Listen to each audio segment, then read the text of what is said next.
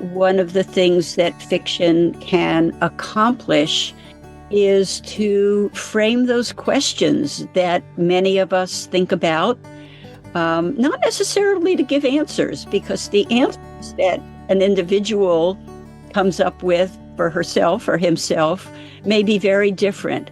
But to pose those questions in a way that's dramatic and thought-provoking and leaves open an area for conversation. Everybody, welcome back to Living the Next Chapter. It's the author podcast where we get to meet amazing authors from around the world and hear their journey, and also introduce you to an author that's going to fill up your library with great stories and great books that you want to read and you want to share. And Ellen is here with us today. I'm excited to have Ellen on the show. We're going to talk about all things authorship and her amazing stories. Ellen, welcome to Living the Next Chapter. I'm glad to have you on the show. I'm delighted to be here, Dave. Thanks so much. Excellent. Well, I'm up here in Canada where it's cold and I have my fireplace on, so I'm trying to keep us both warm here. But where are you in this big world of ours, Ellen? I'm in Western Massachusetts in the Northampton, where it is also very cold, but I don't have a fireplace in my room, so thank you for sharing yours. Yeah, I'm sharing it virtually over Zoom, so hopefully the temperatures are fine for you on your end. That's good. I'm glad to have you on the show, Ellen. We have authors who listen to the show, and they come here for one real reason. They want to connect with people like you. As a listener, they're just starting their journey as an author, and any insight they can learn from a fellow author who's further down the path would be really helpful for them. So if you could kind of go back in your mind to when you first started writing, what would be some of the encouraging things that you would have liked to have heard from an author further down the path that maybe we can share with somebody listening today? What do you think could be helpful from your perspective? Well, are so many different ways of writing a novel. I have friends who outline and know exactly where they're going. For me, that was not the right path. I needed to be surprised as a new writer. So I consider myself a member of the Kurt Vonnegut School of Writing a Novel. He once said, the way to write a novel is to jump off a cliff and develop wings on the way down. And that's the way I think of the process for me, of being open to what might happen rather than having an idea ahead of time of what the character's journey will be during the book. Now, this may not work for everybody, but for me, allowing myself to be surprised and allowing myself to take the journey along with my characters is what keeps me writing and keeps me fascinated by the process. Interesting. I can just visually picture a cliff and thousands of authors standing there with their toes right at the edge of the cliff. And here comes Ellen, and off she jumps. And they're all looking at you like, what are you doing? But that's what it takes, right? You just have to do the leap, right? I think you do. And especially as a new writer, when you haven't possibly even shared your work with anybody, it's hard to keep the faith in yourself. But that ability to be surprised and to follow with your characters was helpful to me. How soon into your writing journey, jumping off of that cliff, did you start telling friends and family that you were on this path of becoming an author? How soon did it take for you to start telling others? Well, the people who were close to me knew right away because I couldn't stop. I couldn't stop being excited verbally with them about what it was.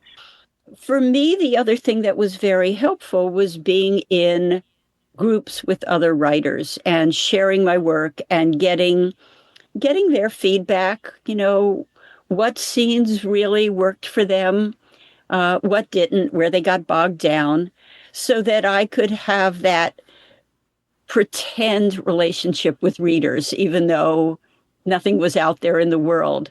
My readers were other writers. But for me, that was really so important. Yeah, having having those people in your world who understand what you're trying to accomplish, having some kind of guardrails to keep you on path to, as well, so you don't go wandering off into the distance. You need some kind of direction when you're first starting because you don't know what you're doing, right? So yeah, that's kind of the idea for this podcast. Is I want to bring a little bit of that knowledge into each episode to help all the authors who are listening. So I think that's powerful.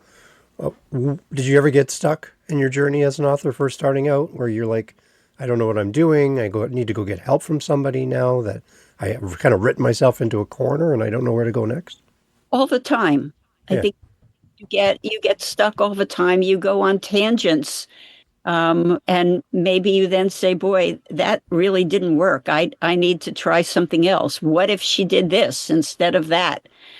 Um, for me, after I'd been writing seriously for about maybe 3 years, I decided to do an MFA program, a low residency MFA program.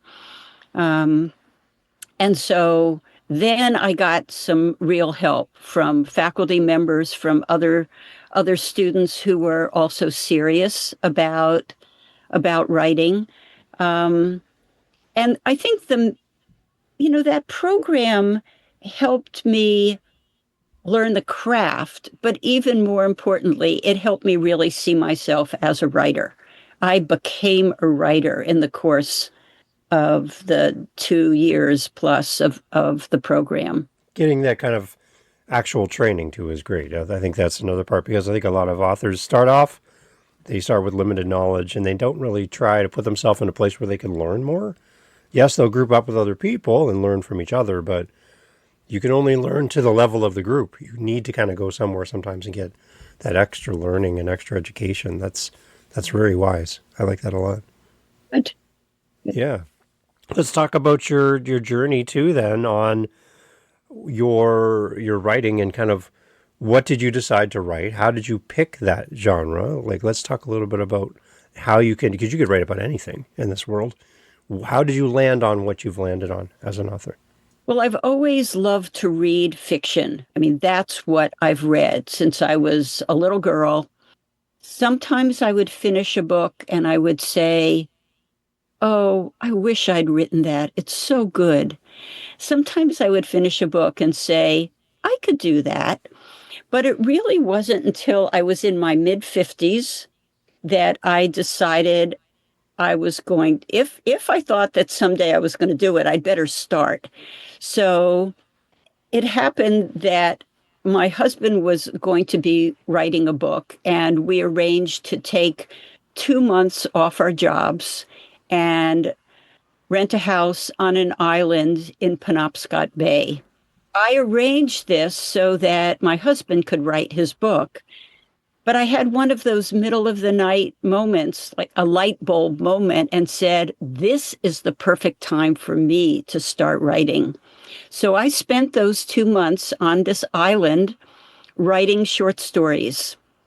Um, and that setting has been critically important to almost all of the work I've done, short stories and novels. Many of them have been set on this island. So the island was sort of an inspiration for my work. But I mean, not everything is set there, but certainly many of my books and stories have been set there. And I think that the setting was critically important for me. It took me out of my everyday life. I was a nurse practitioner, and it allowed me to enter a totally different world. The draw of that island. Had you known about that island in the past, way before this journey of starting to write then? Yes, I had vacation there. We had vacation, Okay. a week at a time, renting a house and enjoying hiking and the quarries, and it's a gorgeous place. So I knew of it, and when I thought about the perfect place for both of us to write, it was a no-brainer. It was Wow. a place. So out of that process of those 2 months then, were you and your husband both successful as far as getting some substantial writing done in that time frame then? We were very prolific. We both Yeah. every morning until about one or two. We only had one laptop, so we had to share. we had Oh to, no. um, but we both wrote, and then we'd pack a lunch and go for a hike. And as we walked, we would talk to each other about what we were writing and what we were trying to figure out. It was just an idyllic 2 months. It's an very inspiring place to write, I would believe, for sure. Wow. Okay, so talk more about then your books. Your mosaic novel. Let's talk about this. It's a novel and stories and collection of stories. Is one thing we talked about when we met originally to chat about this. Let's talk about kind of the things that you've written, and for the readers, they're looking for authors who have written books, but they're so excited when they find out there's even more than a single book from an author. So let's talk a little bit about your library and what you have for readers.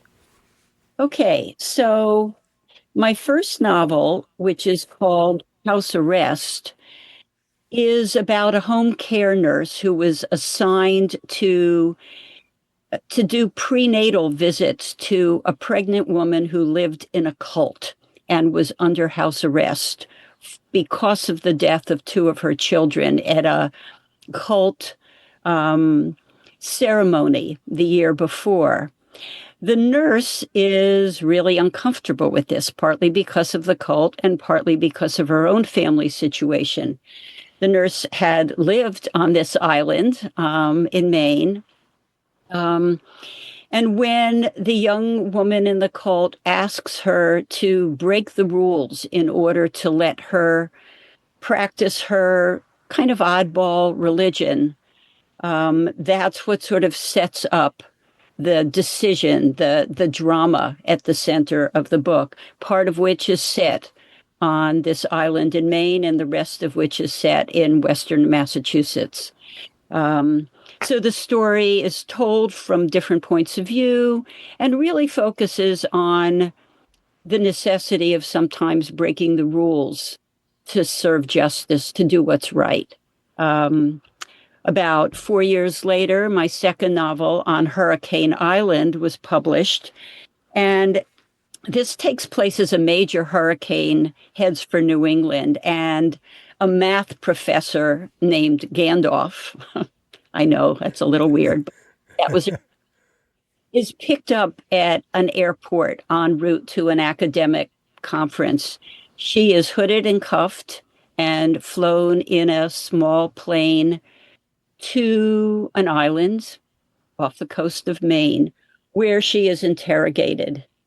I have to say, writing a political thriller, which is what this book was really weird. I don't particularly read that genre, but jumped off the cliff. This is what happened. I just imagined this character and her situation.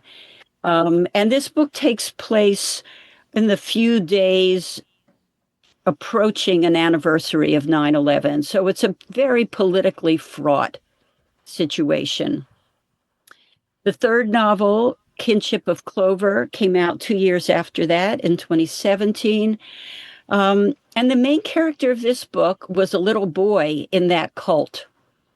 Now he's a college student and he is hallucinating vines growing out of his body, burrowing into his body. He's a botany major and he's very concerned about disappearing plant species. Um, so, this is a book that really focuses on climate issues and what's happening in our world. The fourth novel is a historical novel, which kind of blows my mind because it starts in 1968, but that's considered a historical novel. And two sisters, Rosa and Esther, are at an anti war demonstration in downtown Detroit protesting the war in Vietnam. And in their attempt to help other protesters who are being beaten by mounted cops, they end up causing an injury to a police officer. And it's really the story of these two sisters and how they react to their situation. Again, sort of the intersection of sibling loyalty and love and clashing political decisions. Mm, Uh, interesting. the the fifth novel is called The Lost Women of Azalea Court, and it's the story of a an 88-year-old woman who goes missing in her community, um, which happens to be a community built on the grounds of a now defunct mental hospital.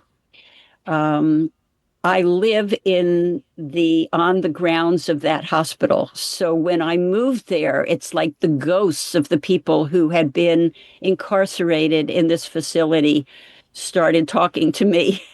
Um, Wow. the woman's husband was a psychiatrist who had run the hospital for 40 years previously. Um, and so this is a somewhat different um, take, but some of her neighbors are Gandalf, who was the woman who was taken to the island, and Jeremy, the boy who had the plants growing out of his hands, his twin brother. So, as you can see, I have sort of a community of characters and places that live in my head and come out in all different ways. So, the most recent novel, Sometimes an Island, brings together many of these themes of migration, of climate concern, of political upheaval and political activism. And it brings together the two important settings, this island in Maine and Western Massachusetts, where a number of the books are also set. Um, it follows a family who fled the pogroms in Russia a century plus ago and came to this island and settled there. And then their descendants, who over 100 years later have to flee the island because of rising sea levels. So the new book takes place during the dozen years leading up to and following a climate disaster that changes the world as we know it. And the surviving characters have to figure out how to rebuild, how to live in a world that we as humans have pretty much destroyed, but not entirely. So, challenge with Well, this is to kind of balance the realities of what we're doing to the earth with hope that humans can rebuild, that we can reconnect with each other, and that we can figure out how to move forward. well, it sounds like, well, when you were describing your books, as I'm listening, I'm thinking this book and this book you have yours, they don't seem to connect at all. And then the next book doesn't seem to connect with the first book. And I'm like, it seems like you're going in different directions. But then as you pull it, as we go talk through it, you start bringing it all back together with your characters. And the one thing I also would suggest, or my thinking is, the island is almost a character as well. Just like all your other characters in the story, your island is kind of a home base for, as you write as well, right? You are absolutely right about that. The character of the island is really important in these books. It's just a place that is magical and very dear. Yeah. There's a lot of timely themes to your writing as well that you've been writing over the years in our current environment and what we're seeing in the news today. There's a lot of similarities Mhm. to what you've been writing and what's a passion for you and what's happening in the world. So for somebody who's really wrestling with the news of the day and feelings of kind of what their reaction to what they're seeing happening unfolding in front of them, do you think these books would be a great companion for somebody to like that to kind of spark new thoughts and spark new ideas, or just simply be a companion in a time of upheaval and things in the news right now? I would hope so. I Yeah. think that, for me, one of the things that fiction can accomplish is to frame those questions that many of us think about, not necessarily to give answers, because the answers that an individual comes up with for herself or himself may be very different. But to pose those questions in a way that's dramatic and thought provoking and leaves open an area for conversation. And stories can be a non confrontational way to talk about some pretty serious topics. We talk about climate change, for example. There are people who don't believe there is such thing as climate change. And then there's people who live in reality, like you and I, that are like, well, it's true. It's happening. You can tell what's happening in the world, right? So, but whenever you bring up a topic that could be divisive against people and people pick a side, a story seems to kind of cut through all of that. It's not as, it's not as like it's in your face, right? Here's a pick one or this or that, right? It's a story kind of comes in, it creates a world, it shares a message, and people even if you don't totally agree with maybe what the message is, you're still getting the message. And that's what I love about stories. It's a great way to share and bring people together instead of pitting us against each other. I agree with you. And I also think that most of my books are written with multiple narrators, and often they are narrators who disagree with each other. So, for instance, the book about interrogation on Hurricane Island, it's from the point of view of a number of people, including the woman who has been kidnapped by Homeland Security, and a couple of FBI agents, one of whom is really gung ho, and one of whom is having some questions about what they're doing. And I think if you have multiple narrators who disagree, you open up the story for the reader to participate, for the reader and the reader's own opinions to enter in to the story. Our world is not black and white. Our world is pretty complicated and nuanced, and there is not one simple solution. Now, is that difficult for you to write from someone else's perspective on a certain topic that's very meaningful for you and you have very strong held beliefs? Is it hard to kind of put on the other hat and see it from a different point of view as an author? I think that would be a little bit of a challenge to capture the other side of a conversation when you really believe in what you believe in. It is challenging, but that's the kind of challenge that is just so exciting as a writer. So this one character who is really a gung-ho interrogator to crawl into a brain and into a human being that who I didn't like very much. I build him a backstory that would help me understand why he was the way he was. Um, and I had to just try my best to stand in his shoes and do the things that his own background and his own psychological makeup required of him. But yes, it's very challenging to write a really unlikable or even evil character. But it's also a really interesting and exciting challenge. Yeah, like usually when I have authors on, they're like, I love my characters, I love the people in my stories, and I don't hear very often somebody say, I really don't like this specific character in my story. I would never interact with this character in real life. If they were a real person standing next to me, there would be problems between us because we just see the world from totally different points of view and we don't mix well, oil and water kind of thing, right? And I don't usually hear a lot of authors saying that they don't like some of their characters. So this is refreshing, Ellen. I like that you've written from this perspective. Yeah. Well, one of the characters in the Lost Women of Azalea Court is the psychiatrist who ran this mental hospital, and he did some pretty bad stuff. But I also spend a lot of time on his childhood in Nazi Germany and the things that happened to him.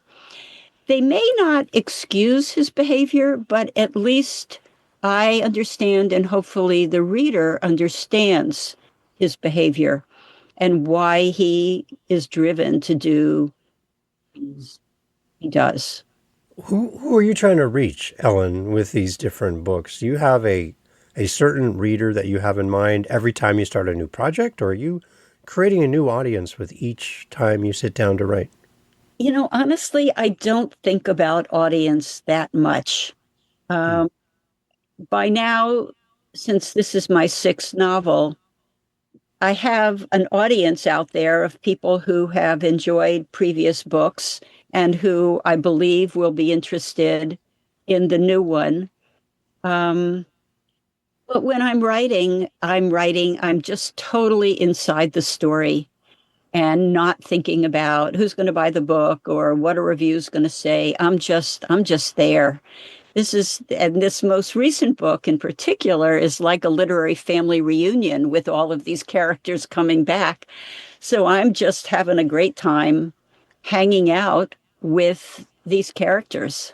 When you were writing each of your different books, were there crossovers with characters kind of coming into each other's world, or are they all separate? Did you kind of plan all this to happen? I didn't plan it because, as I said, I jumped off that cliff. They showed up, and I would say, "Oh, you're here. Welcome. Come in." Wow. With this most recent book, I did some planning because I needed to have a narrative through line through all of the stories. So when I gathered the stories that I wanted to include, and a couple of them had been published before, but most of them were written new for this book, I could see holes in that narrative arc. And so I wrote a couple of stories to fill those in. And in that case, I did what you suggested. And, I said, okay, I need to bring this character back because that's a real loose end. And a reader is going to say, well, whatever happened to her? And I Right. want to be able to bring together the various important characters, settings, and themes by the end of this novel. Right, because your characters are in different places at different times. So some of your characters might be younger or older, and they might not be interacting in the story they were written into originally. So you're going to have to do some interesting crafting of your narratives to get everybody together in one place. Wow. That's absolutely true. Oh, that's interesting. Is it fun writing that story, knowing that you're pulling all these different pieces together for your audience? It's great. It Yeah. is a family reunion. Yeah. It's and how have you been the last 10 years too? Tell us. Wow. That sounds like a very interesting idea. And I think very hard to craft that from the beginning when you jumped off the ledge of the cliff for that first time to know that you'd be doing something like this type of project to bring everybody back together again. It's full circle. I love this. Of course, I had no idea at that point. I didn't even know if I could write one novel, much less several, you know. It's Yeah. exciting. Would you say for readers then a starting point would be to go back and start at the beginning as a reader? Would that be helpful to make kind of to follow the journey of your characters over time towards your newest writing? It's possible to do that, but each book does stand alone. Okay. In each book, the characters are fully where they are in that story. And if a reader remembers, that this college student was a kid in the first book, that's fine, but enough background is given in each book for the reader to pick up with that particular story. Ellen, your audience, your readers are here with us today listening to this. And maybe this is one of the very few times they've heard you talk about your books before. They've read your books, they have them on the shelf behind them, but now they're actually hearing you talk for the first time like this. Is there a message you have for your community, the readers who have purchased your books and supported you, left you reviews, all of that stuff? Do you have a message for your community that's gathered to listen to us today? Thank you. There No, you go. I mean, as a writer, there is just nothing better than having people read your work, put a review on Goodreads or Amazon, or send a quick email. Um, I occasionally meet people, strangers, who, when we introduce ourselves, say, "Oh, I read one of your books." And really, there's little that's better than that. I'm very, very grateful for the community of readers and for the community of writers, because we all help each other. We help support each other. We talk about each other's books. We promote each other's books. We do events together. Um, it's a world I very much love living in. When was the last time you thought of or went back to that original writing place you were with your husband back on the island? Have you been back since you've been so prolific in your writing? I have not been back, although I'm hoping to go there this summer and do a reading in the library on the island. Mhm. I would love to do that, and I'm hoping that that can work out. Right back to your roots. Exactly. Wow. Well, that would be interesting. That would be very interesting. Wow. Excellent. Ellen, for the people again listening, maybe the first time hearing of you and your amazing work, where would you like to send a listener so they can stay in touch with you and stay in contact? I do have a kind of a question to wrap up our conversation today, but before that, where do you want to send people so they can stay in touch with you and follow your journey? I have a website, just my name, ellenmeeropol.com, and I can be contacted through that. The books are all available, on bookshop.org or wherever. I prefer independent bookstores, but any place that sells books, it can be ordered. Um, and I enjoy emailing with readers. So if you get in touch with me about a book, I will answer. There you go.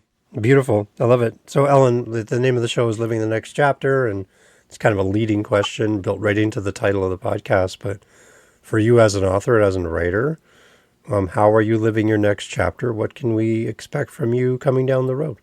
Hmm. I don't really have a good answer for that, Dave. I am not sure I will write another novel. I turn 80 this spring, and I have been working on some short pieces, some essays. Um, I did get an idea, though, the other day for another book, and I'm trying not to think about it because I'm not sure if I have it in me or not, but no, I'll keep writing one way or another because it's just one of the things I most enjoy doing, along with reading. So I can't really answer what's next. There you go. Well, it's just as long as it sparks some thoughts and keep doing what you do. And thank you for taking the leap off the cliff as a writer and taking us with you over the cliff. You brought us all along. So we're all with you. So wherever you go, we're going to follow. So that's great. Flapping those wings, those arms. That's great. Ellen, thank you so much for doing this. If new projects find you in the future, I'd love to have you back. Just keep me in mind. But thank you for sharing. You have a lot of great stories for us to fall in love with. And I'm encouraging everyone listening, not if, but when you buy Ellen's books, you leave that great review and you tell somebody as well. Buy an extra copy and send it to somebody you love as well, because you know them and you know they're going to love the book too. So buy 2 copies and just keep spreading the word about Ellen and these amazing stories. And what a great way to cap off a bunch of seemingly disconnected stories by having a family reunion of your characters. Such a brilliant idea, Ellen. I'm so excited that you're doing this. It's great. Thank you so much, Dave. Excellent. Yes, everybody, all information as always in the show notes. Make sure you go and give Ellen all your love. Ellen, thank you so much for being on the show. Bye-bye. Hey, thanks for listening to the podcast. Glad to have you here. I just want to let you know that you can always find out what we're doing live in the moment by going to our YouTube channel. I head over to livingthenextchapter.com. There'll be a link right there. Head over to our YouTube channel. Make sure you like, subscribe, do all the things that all the YouTubers love to say. And in our YouTube channel, a couple things. You're going to get advanced listens. You're going to get the episodes that we're working on in real time. So we record and post daily on our YouTube channel. I'd love for you to give us a follow over there. As well, we're making playlists. We have over 500 episodes. So finding the right episode for you, we're trying to group things into playlists.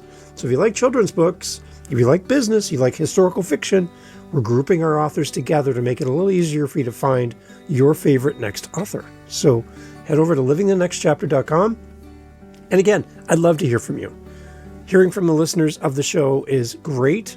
And I just want to say thank you for being a part of the podcast family. And I look forward to having you back for the next episode. Thank you for being here. I really appreciate your time and your listen. Take care.